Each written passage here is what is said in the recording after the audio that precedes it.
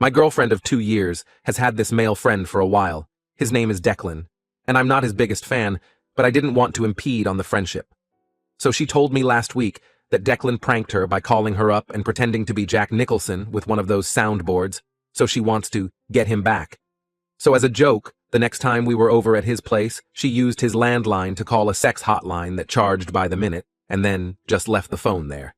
Declan gets charged like $200 for it. So Declan strikes back at her again. At this point, they're still just being goofy, and I don't really mind. He comes over to her place for a party she was throwing, then hides this creepy decapitated doll in her closet. She finds it, freaks out, but then starts laughing. Now she wants to prank Declan even harder, so she knows he's scared of clowns, and she literally makes this giant paper-mache clown statue that's hollow on the inside. She wants to put it in his house. Apparently his roommate will let her in or something, then hide in it all night, and then pop out of it as soon as he notices it. So, I tell her this seems a little extreme, but she does it anyway. Fast forward to that night. I get a call from my girlfriend because Declan apparently punched her in the face as soon as he saw her pop out of the clown thing, totally as a knee-jerk reaction because he didn't know it was her. Her nose wound up getting broken. She had to go to the hospital. Now she's fine, although she is still wearing a splint, but she wants to continue pranking Declan. At this point, should I put my foot down? She is actually getting injured, and it makes me wonder if she just likes being around him so much that she is using the pranks as an excuse. Update 1. I talked to my girlfriend about Declan, and I told her that the pranks are getting dangerous, and she is unreasonably close to a guy she's only known for such a short amount of time. She refers to him as her brother and her BFF, but it's literally been 5 months. I thought she would react in a mature way, but instead she said, almost word for word, "This is why I am always pranking Declan. At least Declan has a good sense of humor.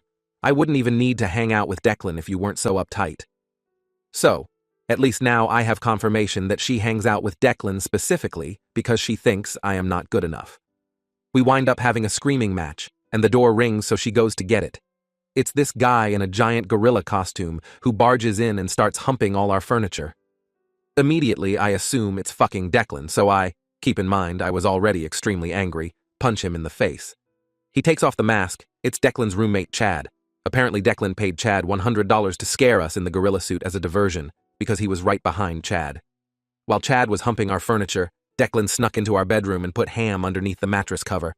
So I tell both of these dudes to get the fuck out and stop pranking us. I thought I was finally standing up to Declan, when finally my girlfriend tells me that the prank was hilarious, and she's going to give me time to cool off. She leaves with Chad and Declan, and keep in mind Chad's nose is still bleeding and he's wearing the gorilla suit. I haven't heard from her yet today, but I saw her post a picture of a bagel on Instagram this morning, so I know she's awake. I still don't know where she slept last night or what happened with Declan. I want to break up because I'm so angry, but weirdly enough, I still really love her. I can't help it. And I don't want to waste 2 years. Final update. Well, this is the latest one. Here. Spread it around. I can't believe I was removed. For those of you who don't want to read the earlier posts, my girlfriend, now ex, got way too close to her male friend Declan through an infantile prank war, whose roommate Chad facilitated some of the pranks. I also want to say thank you for the helpful PMs and comments of support. I got way too many to reply to all of them, but they were all helpful. Sorry for updating so late. A lot has happened, and it was 4th of July weekend. The night of my previous post, I broke up with my girlfriend. I told her pretty much exactly what was suggested. I even told her I thought her behavior with Declan was already an emotional affair, if not a physical one. Not surprisingly, she flipped out at me and told me I was being emotionally abusive and controlling. She told me that every ex-boyfriend she's had has been emotionally abusive, and I fall right into that category. Okay. LOL. Because she's only kind of living with me and technically not on the lease, she's just slowly been staying here more often and has a key. It was pretty easy to kick her out. I wasn't sure if she was going to return to her old roommate, who has most of her stuff, her female friend, or if she'd start living with Declan and Chad, his roommate. When I asked her if she was going to move in with Declan, she told me it was no longer my business. Anyway, so that night I tried to relax. I was pretty upset, but pretty sure in my decision to dump her, and I felt like I could start new, meet someone else, etc. Then I got a bunch of random calls on my phone from a restricted number. When I picked up, nobody was there, so I turned my phone on silent, figuring this was one of her immature schemes. TBH, I still don't know who did it. I'm just assuming her or Declan. And in the morning, I had 60 missed calls from restricted numbers. In the morning, I actually got a text from Declan asking to come over to pick up my girlfriend's stuff. So, yes, she moved in with him. I tried to be civil because I really just wanted to get her stuff out of my apartment, but I also wanted closure, so when he got here, I just told him that his relationship with her directly influenced the breakup, and that I know they're together now. Now, this is where things get weird. Declan looks at me, surprised, and tells me that he doesn't think my girlfriend is into him, and that he definitely isn't into her. I told him to cut the crap, that it doesn't matter anymore. He seemed to be getting anxious and panicky, so I told him to calm down. I wasn't going to hurt him, I just wanted to know the deal. Then he tells me that he knows he directly contributed to our breakup, but not in the way I think. Apparently, it was Chad, not Declan, who wanted to bang my girlfriend. Chad was too shy and asked Declan to befriend my girlfriend and act as a wingman. Declan has tons of female friends, so Chad thought he would effectively gain her trust and be a good in. Declan insisted the reason he kept pranking her and being goofy was because he was hoping it would paint their relationship as clearly non-romantic. Apparently, Chad paid him back for all the times he had to lose money in a prank, and Chad was actually the one paying for my girlfriend's broken nose. I told him, well, that was a stupid plan because my girlfriend moved in with you specifically to be with you, so that sucks for all three of you. Declan got extremely upset and seemed to be practically shaking at the idea that my girlfriend had feelings for him. He was acting like he murdered someone. So now my girlfriend, well, ex, is living with the guy she has a crush on, who has no feelings for her. And a guy who has a crush on her, but was too creepy and weird to say it. I hope they all have fun together. I'm sure she will contact me again once it dawns on her that the wrong guy is interested. I will update you all if that happens. Story 2. I accidentally farted on a first date, and she walked out in the middle of dinner. I met this girl a couple of weeks ago, and I've never hit it off with anyone like this. Extremely attractive, funny, we loved all the same things, everything was perfect. However, she kept mentioning all of her pet peeves, some of which are unforgivable and instant deal breakers. Our first date was this past Saturday night. I made a reservation at a hard-to-get-into hole in the wall that's literally a tourist attraction in my town in Louisiana. Perfect spot for a quiet dinner. The quietness would become a detriment to my dating life. I had been gassy all day for no reason at all. It was one of those days. However, they weren't noisy or smelly, so I didn't think much about it. We were talking and having a great time when I tried to ease one out, and for some reason, it was audible. A clear fart noise.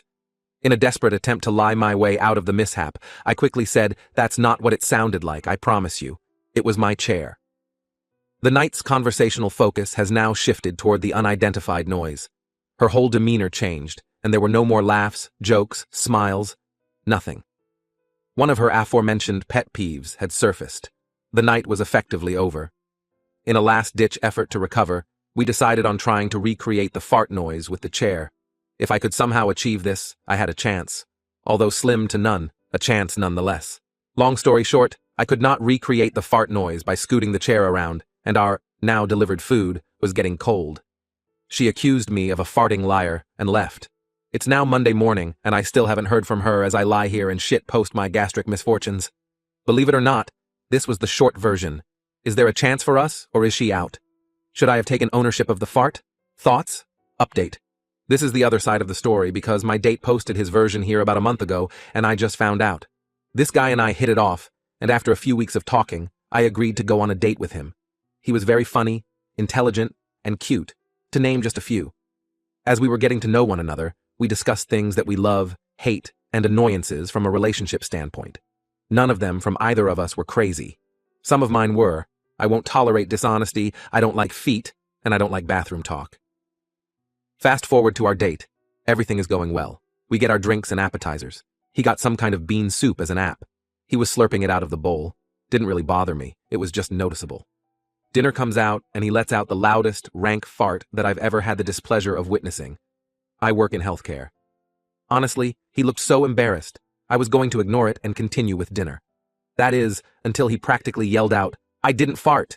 It was the chair. The chair farted, not me. I promise I didn't fart." So I said, "It's okay. Just please stop saying that and lower your voice." Y'all, I kid you not. This man starts scooting around on the chair and telling me he'll prove to me he didn't fart and just listen for the chair. This went on for a solid 5 minutes with people staring at us. I was so embarrassed and he would not let it go. I finally just got up and left. He left me several voicemails afterwards, telling me how dramatic I was for leaving over a squeaky chair and how ridiculous my pet peeves were. I never responded to him, and then I found out about his Reddit post. Can y'all blame a gal for walking out?